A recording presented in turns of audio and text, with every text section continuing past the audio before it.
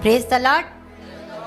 यूहन्ना अध्याय 21 उसकी 2 से लेके 14 तक 7 चेलों। पतरस कहने लगा कि मैं तो मछली पकड़ने के लिए जा रहा हूँ, और उसके साथ पतरस के साथ थोमा, नतनेल और जब्दी के पुत्र वो भी चले गए।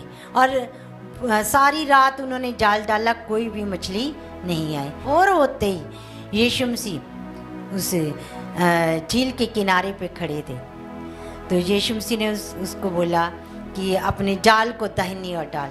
जब जाल यीशु मसीह की आज्ञा के अनुसार डाला गया, और वचन कहता है 163 मछलियां वहां उसमें जाल में आ गई। इतनी आशीष आ गई। जो जाल रात भर लगाया उसमें कुछ भी नहीं आया, सारी रात उनकी बेकार की मेहनत बेकार की। पर जब परमेश्वर हमें आज्ञा देते, जब हम परमेश्वर की आज्ञाओं को मानते हैं, तो आशीषें हमारे ऊपर हाँ उतरती है। मसीह यीशु मर के जिंदा हुए थे।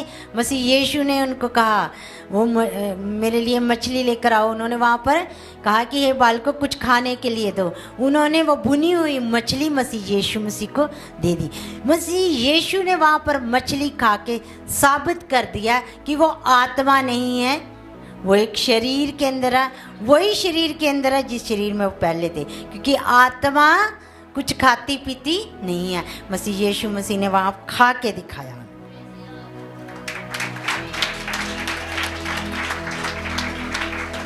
पहला क्रंथियों उसकी 15:6 में बहुत से लोगों को प्रभु यीशु मसीह ने दर्शन दिया। 514 लोगों को उन्होंने दर्शन दिया एक साथ 514 लोगों ने मसीह यीशु मसीह को ऊपर जाते हुए देखा। पहला क्रंथियों उसकी 15:7 में परमेश्वर का वचन कहता याकूब को भी दिखाई दिए। स्पेशल एक नाम दिया गया याकूब को भी यीशु मसीह दिखाई दिए। मरकुस 16:14 में लिखा है वह उन 11 को दिखाई दिए जब वो भोजन करने बैठे। उनके अविश्वास और मन की कठोरता पर उलाना दिया, क्योंकि जिन्होंने उसके जी उठने के बाद उसे देखा था उन्होंने उनकी प्रतीति ना की थी। और उसने उनसे कहा सारे जगत में जाकर सारी सृष्टि के लोगों को सुसमाचार प्रचार करें। आज भी प्रभु यीशु मसीह ये आज्ञा सब लोगों को देता है कि जितने लोग उसकी मृत्यु पर विश्वास करते, जितने लोग ये जानते कि मसीह यीशु मसीह जीवित हो गया, मुर्दों में से जी उठा, जितने लोग इस वचन के ऊपर विश्वास करते, देख मैं मर गया था परंतु अब मैं जीवित हैं और जुगा जुगान तक जीवित हैं, वो सब मसीह यीशु का प्रचार करें। और उस समय में भी कुछ लोग ऐसे थे जिन्होंने अपने मनों को कठोर किया, जिन्होंने मसीह यीशु मसीह पर विश्वास ना किया, यीशु मसीह की प्रतीति ना की। और आज के भी ज़माने में ऐसे बहुत से लोग पाए जाते हैं जो मसीह यीशु मसीह के ऊपर विश्वास नहीं करते हैं। कई लोग सोचते हैं कि कोई बात नहीं, कई लोग खुदा को जानते हैं, कई लोगों को पता है कि यीशु ही परमेश्वर है, कई लोगों को बहुत अच्छे से जानते हैं, पर वो अपना समय, अपना जीवन मसीह यीशु को देना नहीं चाहते। वो चाहते हैं कि हम अपना समय उसी समय मसीह यीशु मसीह को देंगे जब हम मरने के किनारे होंगे, या फिर जब हम बहुत बूढ़े हो गए हैं। अभी तो हमारी जवानी है, अभी तो हमारा ऐश आराम करने का समय है।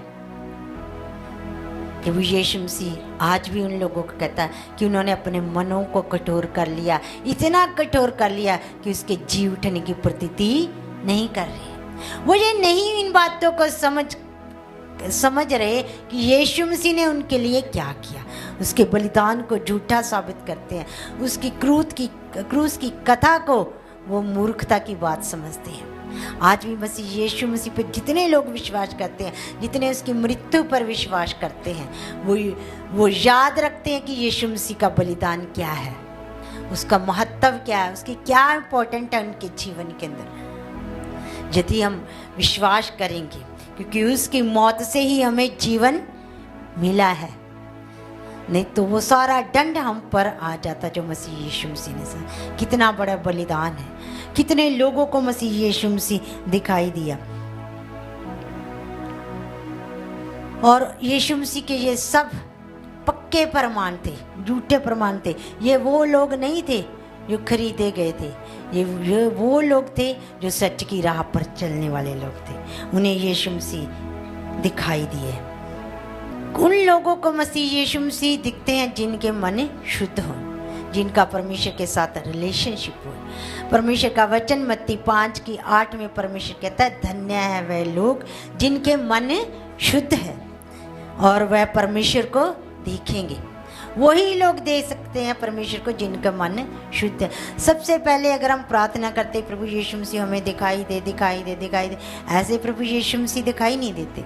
और हर इंसान के साथ परमेश्वर का अलग अलग ढंग के साथ परमेश्वर बातचीत करते हैं। अयूब जी कह रहे हैं अध्याय 19:25 में कहते हैं, मुझे तो निश्चय है मेरा छुड़ाने वाला जीवित है। अयूब जी के जीवन में कितना कुछ हो चुका था। एक ही दिन में उसकी जमीन जायदाद, नौकर चाकर, भेड़ बकरियां, ऊंट बैल गाय सब कुछ खत्म हो गया। फसलें खत्म हो गई, नौकर खत्म हो गए, बच्चे खत्म हो गए, पूरा परिवार खत्म हो गया। पर फिर भी वो कितनी बड़ी बात करके, मुझे निश्चित है, मुझे पक्का है कि मेरा छुड़ाने वाला जीवित है।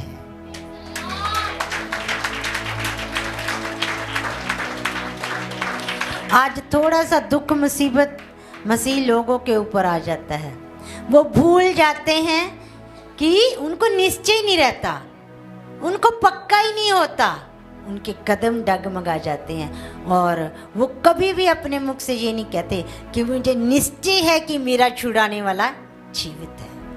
वो यीशु मसीह के ऊपर डाउट करते हैं, उसकी मृत्यु पर डाउट करते हैं, उसके जी उठने पर डाउट करते हैं। पर अयूब के ऊपर कितनी बड़ी मुसीबत आई, कितने बड़ा दुख आया, चारों तरफ से उसको दुख ने घेर लिया, जहाँ तक कि उसकी पत्नी ने भी उसके साथ को छोड़ दिया था।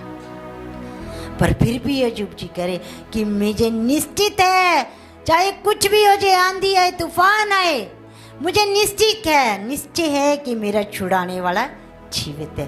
क्या हमें निश्चय है? क्या हमें निश्चय है? क्या हमें विश्वास है? क्या हमें इस बात का पक्का विश्वास है इस बात का कि वो जिंदा है हमें छुड़ाने के लिए?